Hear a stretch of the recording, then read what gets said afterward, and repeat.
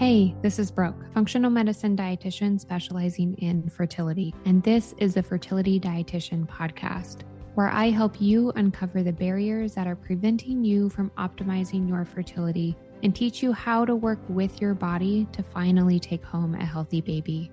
Each week, I will be diving into different topics on fertility and sharing my perspective on physiology, metabolic health, nutrition, and lifestyle approaches that have helped hundreds of couples get pregnant even after years of heartache. My goal is to empower you with the knowledge you need to take back control of your fertility. Happy listening. Welcome back to the Fertility Dietitian podcast. Today we are talking about something that almost no one talks about openly in the fertility world. It's libido, your sex drive, your desire, your interest in intimacy.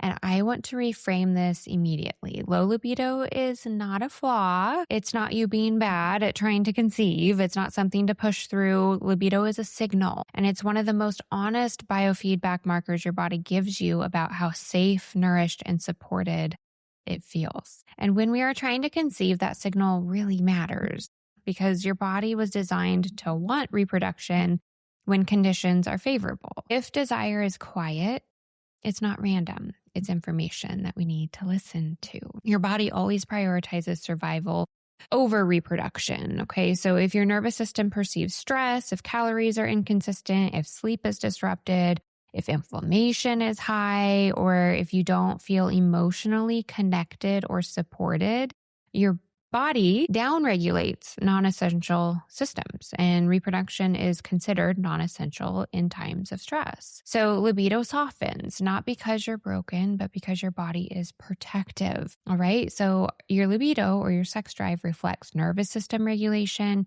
hormone balance, energy availability, nutrient sufficiency, and relationship safety. It's your body asking, is this a good time to create life? The hormones that drive libido and why. This can help you learn more about this signal. So let's talk about physiology. Libido is influenced by estrogen, testosterone, dopamine, and oxytocin. So estrogen, first and foremost, rises leading into ovulation. It increases vaginal lubrication, pelvic blood flow, sensitivity, confidence, and sociability. Okay, this is why we get that feeling around ovulation of wanting to be more social. This is strategic. Estrogen's designed to make you feel more magnetic and open during your fertile window. And testosterone, yes, women need it too. Women produce testosterone from the ovaries and the adrenal glands, and testosterone supports sexual desire, motivation, and initiation. In women, many women, testosterone peaks right before ovulation. That's not an accident. It's actually involved in egg quality as well. And your body increases desire when conception is most likely. So if libido is completely flat during your fertile window, that's valuable data about hormone balance and metabolic support. Dopamine is also an important one to pay attention to. Dopamine actually fuels anticipation and drive. Things like chronic stress or undereating or poor sleep, even blood sugar crashes, blunt dopamine signaling. When there's no dopamine, there's no drive. Oxytocin is also an important hormone. It is actually your bonding hormone. It rises with touch and eye contact, with emotional connection and feeling safe. You cannot separate libido from relationship health, all right? If you don't feel emotionally supported or safe, desire won't rise easily. And that's not dysfunction, that's wisdom, your body's wisdom. All right, so let's talk about the trying to conceive layer, because intimacy can start to feel like a job, right? When you've been trying for months or years, tracking ovulation, scheduling intercourse, intimacy can start to feel like a task, like something you have to do, and desire does not thrive under pressure. When sex becomes outcome focused instead of connection focused, your nervous system shifts into performance mode. And instead of I want you, it becomes, is this the right day? Will this work? What if it doesn't work? That subtle performance pressure increases cortisol. Cortisol suppresses testosterone. Lower testosterone means lower spontaneous desire. So when intimacy feels like a job, libido actually downregulates or gets quieter. And that's physiology.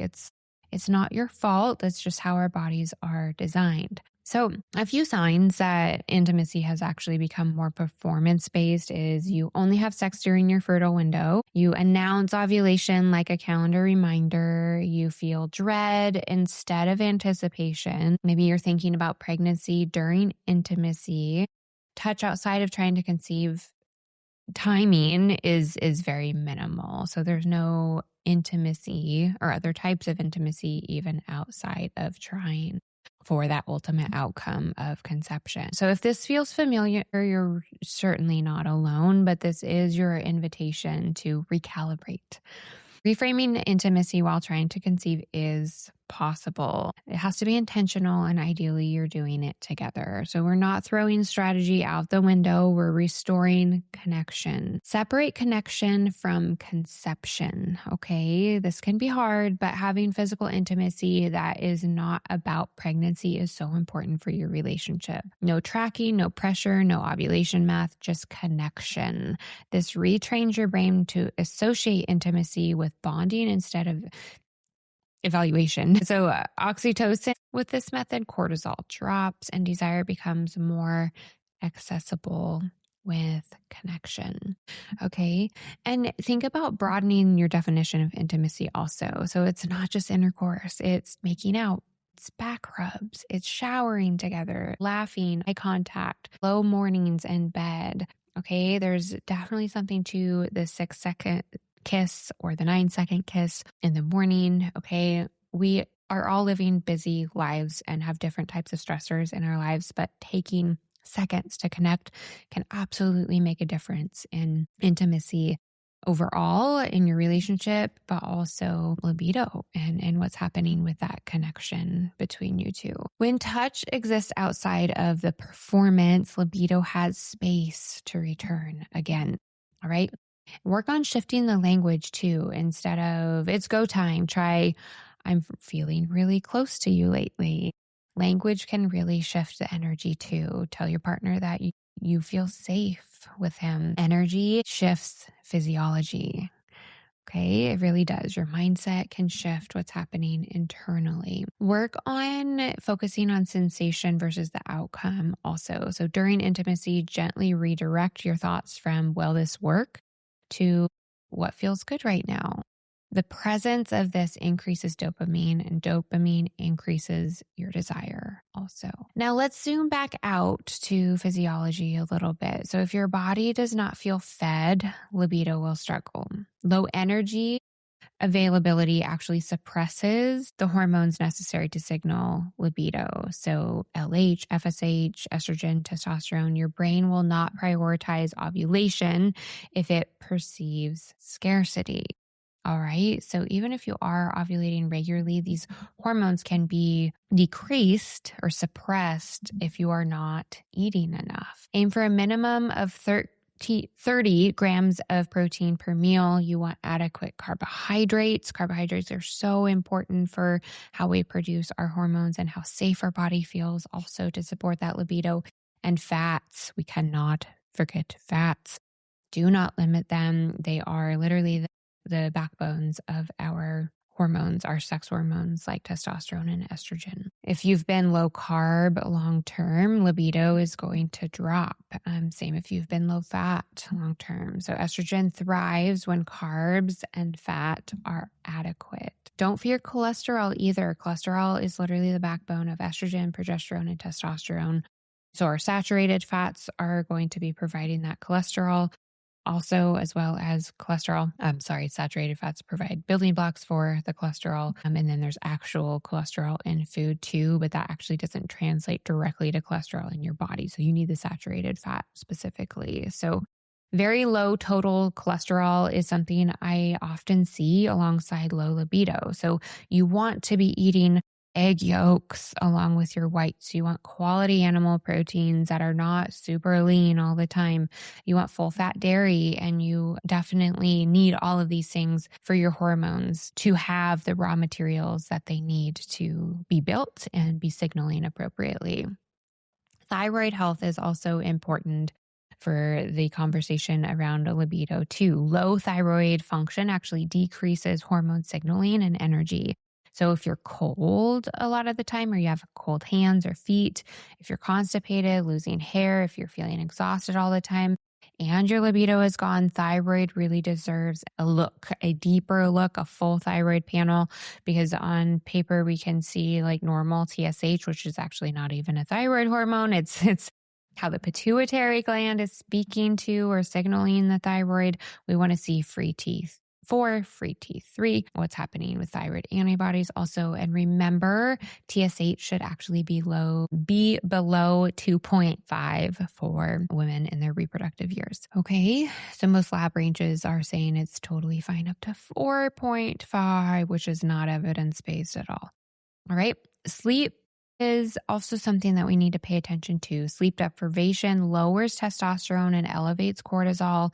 You cannot out supplement poor sleep. Aim for 8 to 9 hours for ideal support in cycling women. This keeps estrogen supported and progesterone steady. All part of that rest and repair to help the body feel safe and decrease the rest and repair processes that have to happen during the day because they weren't able to happen at night. So making sure we have plenty of that energy to send to and reproduction as a whole. Blood sugar stability is also important when we're thinking about libido. So blood sugar crashes actually blunt dopamine and increase stress hormones.